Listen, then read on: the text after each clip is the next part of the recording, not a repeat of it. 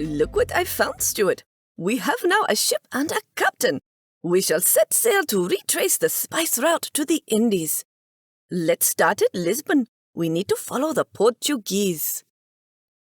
In 1497, on the order of his king, Vasco da Gama, the famous Portuguese explorer, set sail to find India.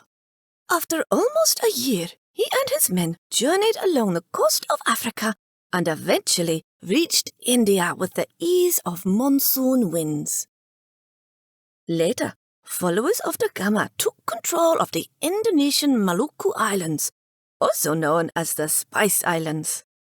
With the discovery of the spice route, the Portuguese reaped the reward of being the first to break the spice monopoly of the Arabs and Venetians. Portugal had a nutmeg monopoly for about a century. While it continued to compete for the discovery of new lands with Spain, it decided to subcontract some of its growing spice business to the Dutch. Oh, I see. That was how the Dutch East India Company got their fingers in the pie. Yes, the Dutch prospered with the spice business. So when Portugal went under the governance of Spain in the late 16th century, the Dutch decided it was time to take control over the spice route themselves. In 1602, the Dutch merchant founded the Dutch East India Company. It was a very successful venture, and it even had a private army of nearly 30,000 men. The Dutch's control over the place of origin for nutmeg, Banda Islands, amassed them much wealth because the price of the sought-after spice kept climbing up in Europe. Stuart, imagine that the price of nutmeg could fetch up to 68,000 times from its cost in Asia. That soon attracted the others to venture for a piece of the pie too. First came the English. They found another island with nutmeg plant that was not under the Dutch's monopoly. Obviously, the Dutch was not happy about it. Both the English and Dutch fought over this island named Ron for almost 60 years. Stuart, what do you think smart business people do? They strike deals. Am I right, Emmett? You are right, Stuart.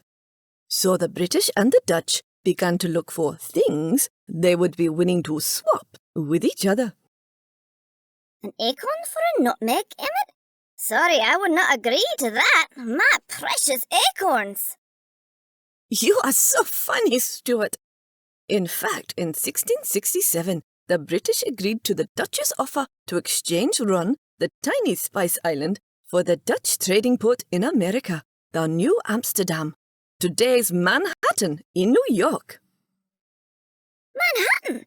Emmett, I think the city is worth more than $1 trillion US today. That will make me a super rich squirrel. Well, Stuart, you did not have the Run Island.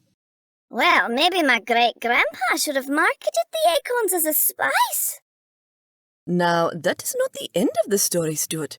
Though the Dutch did enjoy a full monopoly over the nutmeg trade, it ended with a theft. In 1769, Monsieur Pauvret, a French horticulturalist, managed to smuggle out some nutmegs and nutmeg trees and planted them on the French colony, Mauritius. There went the monopoly for the Dutch. Monsieur Pauvret? That would translate into Mr. Pepper. A spiceman stole the precious spice. What a sensational headline that would make, Emmett. Guess what, Stuart? After the episode with Mr. Pepper, or Monsieur Pauvret, the British also got hold of the seeds and started planting them in their colonies too. So we now have nutmegs in Penang, Singapore, Sri Lanka, Grenada, etc. I know Grenada, Emmett. That is the country which used to have the nutmeg featured on its flag. Yes! Stuart, though the Grenadians have changed the design of their flag, the nutmeg is still there, though the modern design might have rendered it less obvious. Because of the numerous nutmeg plantations, Grenada is known as the Spice Isle in the Caribbean. The Dutch must feel really lousy now. I think we should also take a break now before the harsh reality of losing the monopoly and Manhattan gets to us too. Very good idea, Stuart. Let's take a break.